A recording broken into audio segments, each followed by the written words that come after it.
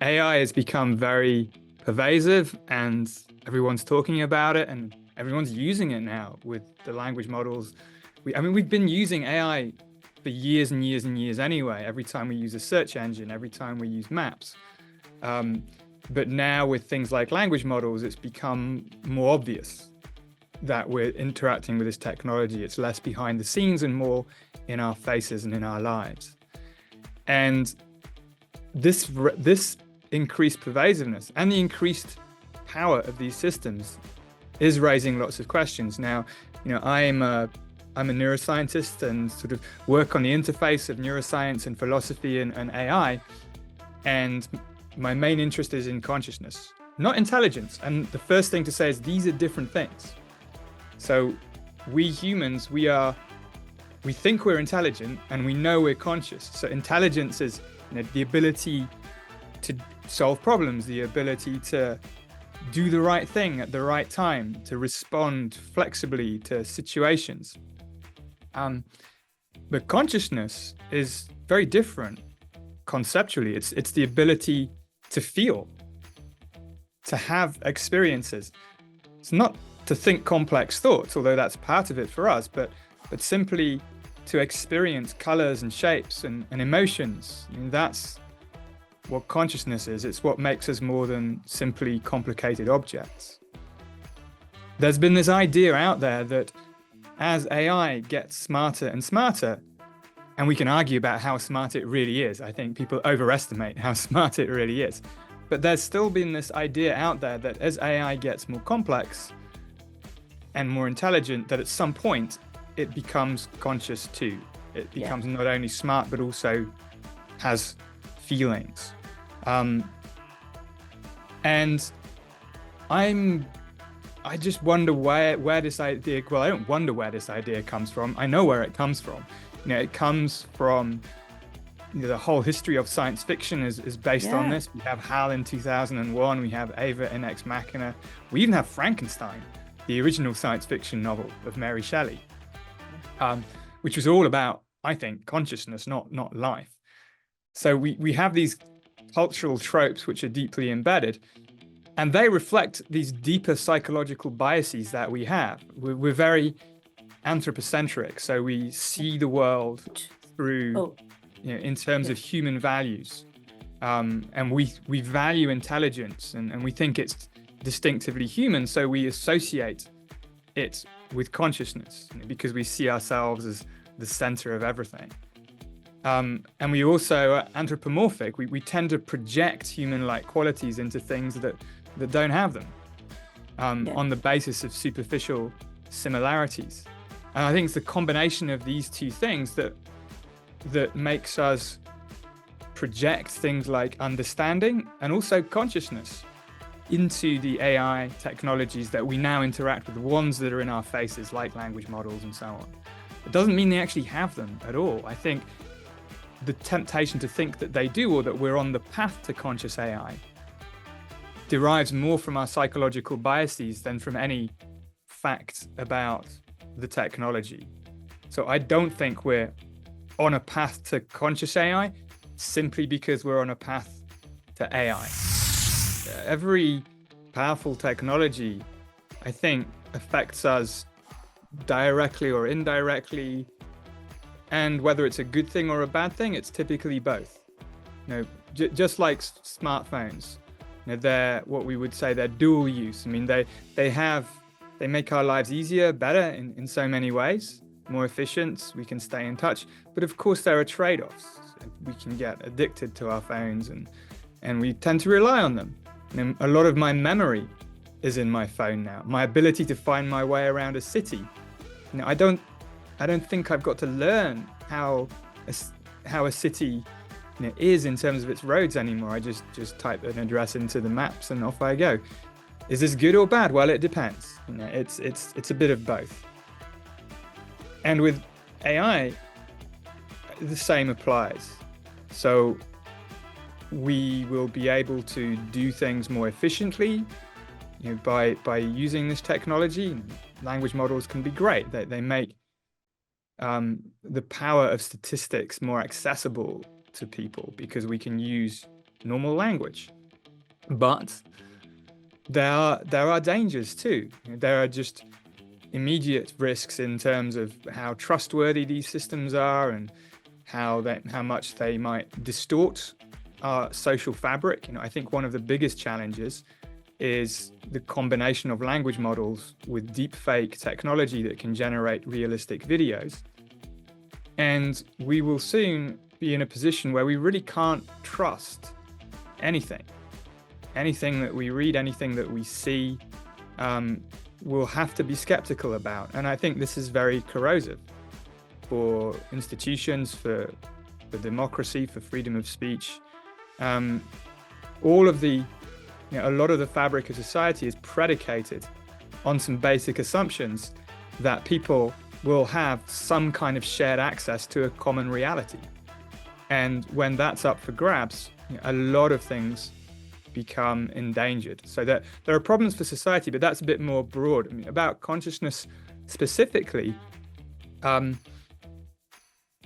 I think here there are interesting challenges, and we don't really know how they're going to play out. Effectively, society is embarking on a vast, uncontrolled experiment at the moment, which is not necessarily a good idea. It comes back to this point that we tend to project qualities into these systems that they don't have. We've already seen, for instance, people interacting with chatbots who become very attached to the characters they're talking to. There was a case I think in Belgium of somebody who killed themselves after a chatbot girlfriend that they had was deactivated by the company. These kinds of things, you might say they're hard to foresee or anticipate, but they're really not. People get attached very quickly. To the extent that we misperceive what's going on, then it will affect our sense of self, our sense of who we are, our sense of who other people are, whether we can trust other people. So I don't think it's going to affect my consciousness in the sense of when I open my eyes and look around me, what do I see in the world? But in terms of that aspect of how I feel embedded in society, I think that may change very much. And here I think we're at a stage in the development of this technology where, I mean, we're a little late to the game, frankly, but there ought to be some fairly hard choices made about what do we want? What do we want these technologies to look like? There's this tendency in the development of AI that goes back to before there were computers. There's this tendency we have to make things in our own image.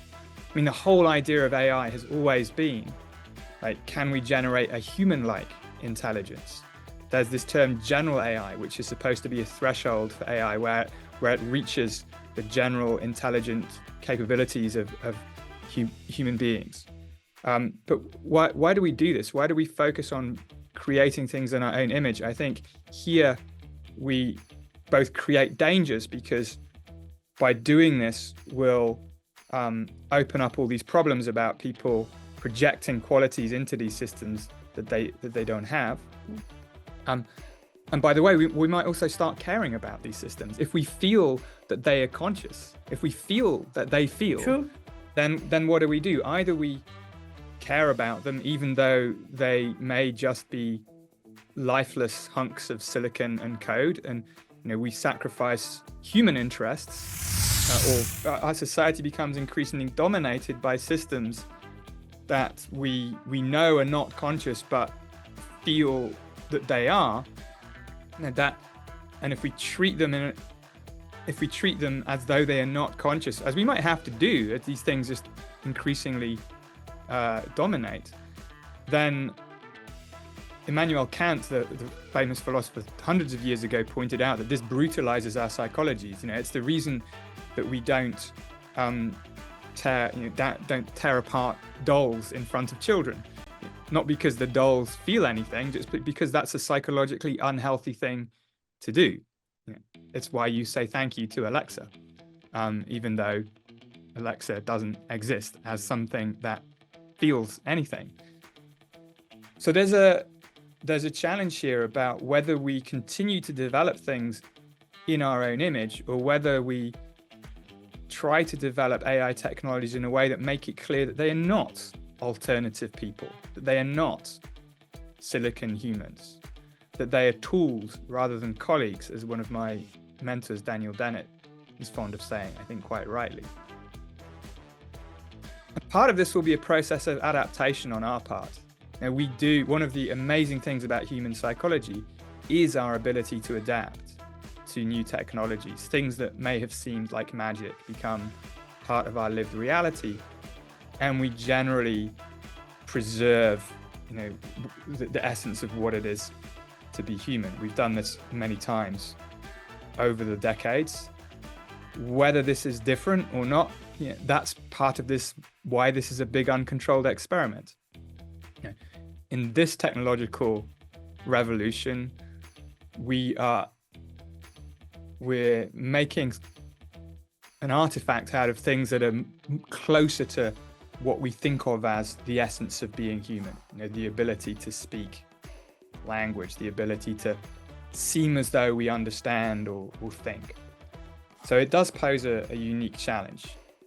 And I mean, this is part of the reason I think it's great to be having these conversations at places like South by Southwest, because it's bringing together not just scientists and philosophers, but people in the creative industries, people in policy, so that these conversations don't just take place in ivory towers of universities, but might actually have a chance of making an impact in how these technologies are developed and regulated. Mistakenly attribute things like understanding and consciousness to these systems, then we might expect them to behave in particular ways. As if, if I think that if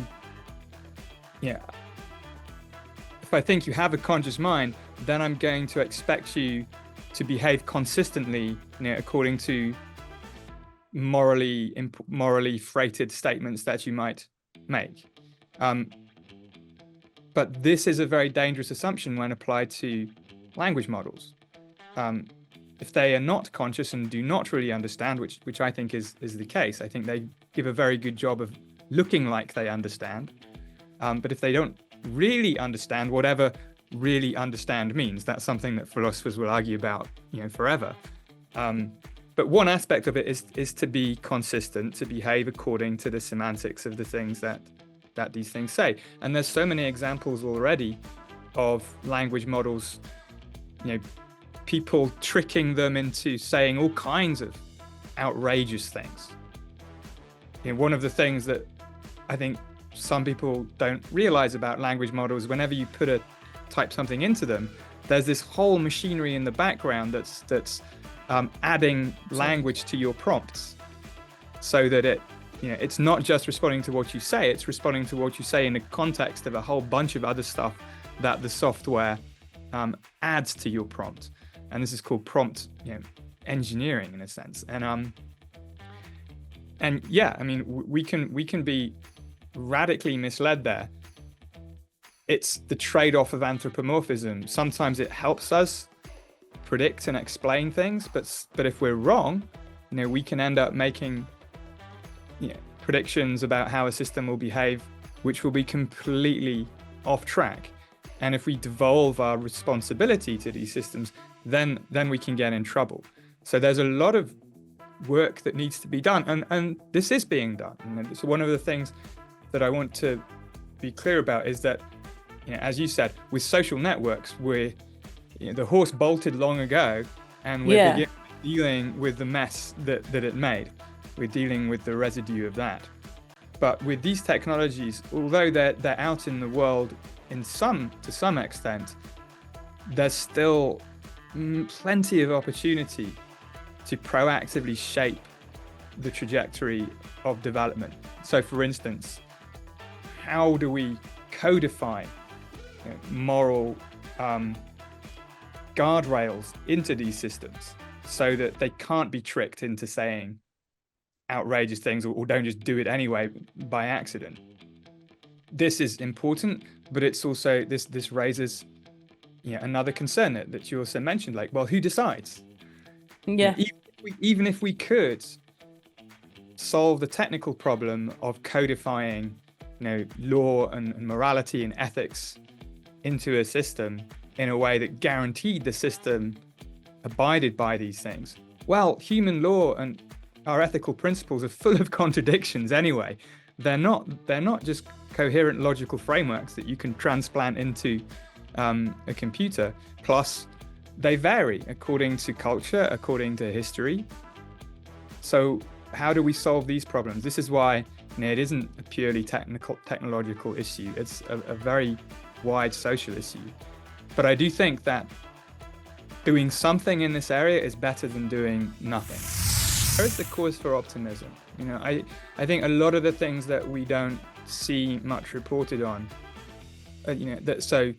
overall levels of violence across the world are going down. Overall, the ability to tackle climate change, it's actually happening. We still need to do more, but things like transition to solar and wind is going extremely well in many parts of the world. I think what we see is the potential of technology to both enhance and maybe save society, but also to threaten it. What I would love to see by 2050, and this is very optimistic, is really a world which has finally got through the large international conflicts that continue to dominate, where there's a world where there's a good balance between institutions and individual freedoms, so there is a common grounding in reality, and where the benefits of technology are expressed more than their disadvantages, because we've thought about them, because we've thought in advance about, to be specific, in 2050, I don't want a world where I can't trust anything that I see or hear, but I do want a world where AI has been used to develop new antibiotics, new forms of medicine, to maybe figure out how we can get clean energy. The many benefits of AI, in this case, could lead to a much better world for all of us, along with the other technologies that we have. But to do that, we have to, as a world, start pulling together in the same direction and not against each other.